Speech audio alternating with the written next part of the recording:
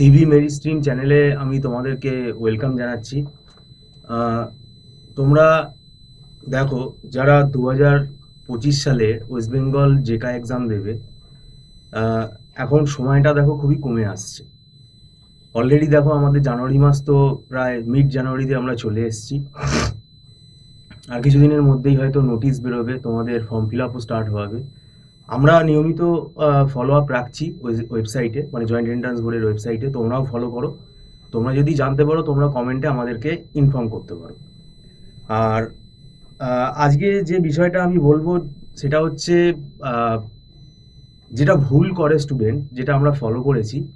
মানে যখন ম্যাথামেটিক্সের ওপর যে সিলেবাসটা ছিল, তখনও তো আমাদের ইনস্টিটিউট, মানে তখনও আমরা যেটা পড়িয়েছি, মানে দেখা গেছে কি, মানে জেকার যে প্রিপারেশনটা, এটা সিরিয়াসলি কিন্তু অনেকেই নেয় না।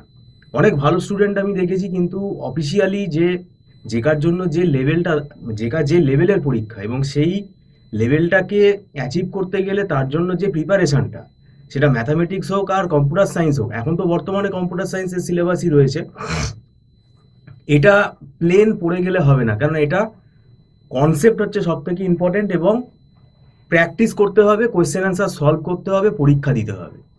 যেমন একটা গেট এক্সাম আমি যদি বলি, গেট আরেকটু অ্যাডভান্স লেভেলের এক্সাম। সেখানেও কি মানে লোকে বসলেই চান্স পেয়ে যায়, র্যাঙ্ক করে ফেলে, গভর্নমেন্ট কলেজের আন্ডারে পেয়ে যায়? সেটা তো পায় না। ঠিক জেকাতেও ব্যাপারটা তাই। জেকাতে যে লেভেলের কোয়েশ্চেনটা হয়, হয়তো তুমি জানো, সেই আইডিয়াটা আছে, তোমার টপিকটা সম্বন্ধে আইডিয়া আছে, কিন্তু সেটাকে কিভাবে কোয়েশ্চেনটাকে প্রেজেন্ট করবে, কিভাবে অপশানগুলোকে, মানে ট্রিক্স ওখানে লুকিয়ে থাকবে, অপশানগুলোকে কিভাবে সিলেক্ট করবে, এ অনেক ব্যাপার আছে। এবং সেইভাবেই কিন্তু আমাদের পড়তে হবে। কেন দেখো, বই, রেফারেন্স বই আমরা ফলো করি অনেকগুলোই, আহ, কিন্তু সেখানে তো কোনো কোয়েশ্চেন অ্যান্সার থাকে না। তো আমরা আলাদা করে কোয়েশ্চেন অ্যান্সার পড়ানোর পরেই কিন্তু আমরা সলভ করাই, এবং স্টুডেন্টদেরকে হোম টাস্কও দেই। আর আমাদের এখানে অনলাইনে একটা ক্লাস টেস্টেরও ব্যবস্থা আছে, এবং কয়েকদিনের মধ্যেই আমরা মক টেস্ট নেওয়া স্টার্ট করে দেবো। এবং ব্যাপারটা হচ্ছে, আমার বলতে খুব খারাপ লাগে, প্রত্যেকবারই আমি দেখছি, মানে কিছু স্টুডেন্ট আছে তারা খুব গাফিলতি করে, প্রিপারেশনটা ঠিকমতো নেয় না। পরীক্ষার 3 মাস আগে, 4 মাস আগে তারা প্রিপারেশন নেওয়া স্টার্ট করে, এবং সেটা একদম মানে অ্যাকুরেট প্রিপারেশন হয় বলে তো আমার মনে হয় না। কেননা সেই হাজারের ওপরে র্যাঙ্ক হয়ে যায়। কিন্তু আমি বলবো, যারা সিরিয়াস আমি দেখেছি, যারা মানে ধরো, মানে সেইভাবে প্রাইভেট কলেজে, মানে সেলফ ফাইন্যান্স কলেজ থেকে এমসিএ করার মতো যাদের সামর্থ্য নেই, এরকমও তো অনেক স্টুডেন্ট আছে। তো সেক্ষেত্রে ব্যাপারটা হচ্ছে, তাদের কিন্তু আমি দেখেছি অধ্যবসায়টা, অধ্যবসায়টা অনেক ভালো। তারা অনেক সিরিয়াস, কেননা তারা জানে যে আমি যে করে হোক গভর্নমেন্টের আন্ডারে কিন্তু আমি যদি র্যাঙ্ক করতে পারি, আমি কিন্তু স্মুথলি আমার এমসিএটা কিন্তু আমি করতে পারবো। কিন্তু সেটা যদিও খুব টাফ, এটা হলপ করে বলাটা মুশকিল। তো সেই জন্যই আমার এই ভিডিওতে বলা। অলরেডি লেট হয়ে গেছে, কারণ আমাদের যে ব্যাচটা আমরা পড়াচ্ছি, এটা প্রায় 1 বছর ধরে আমরা পড়াচ্ছি। ও অনেকে আবার টাকার হিসাব করতে বসে যে বাবা 1 বছর ধরে পড়তে হবে। এটা কিছু করার নেই, আমাদের ইনস্টিটিউটের রুল, আমরা এটা ফলো করি। এবং আহ, আমি এটা বলেই দিচ্ছি যে জেকা পড়ানোতে যারা অভিজ্ঞ, মানে স্পেশালাইজড জেকার স্টুডেন্ট পড়াচ্ছেন, তার কাছ থেকেই তোমরা টিউশনটা নাও। কারণ এটা টিউশন নিলে তোমাদেরই আখেরে লাভ হবে। এবং শুধু অনেকে আছে আমি দেখেছি যে কোনো প্রিপারেশন নিয়েছে কিনা আদৌ জানি না, বলে যে আপনার কাছে মক টেস্ট দেবো। যদিও আমাদের এরকম কোনো নিয়ম নেই, আউটসাইডারদের আমরা মক টেস্ট নেই না, কিন্তু তার মক টেস্ট দিয়ে হবেটা কি? কিছু তো লাভ হবে না।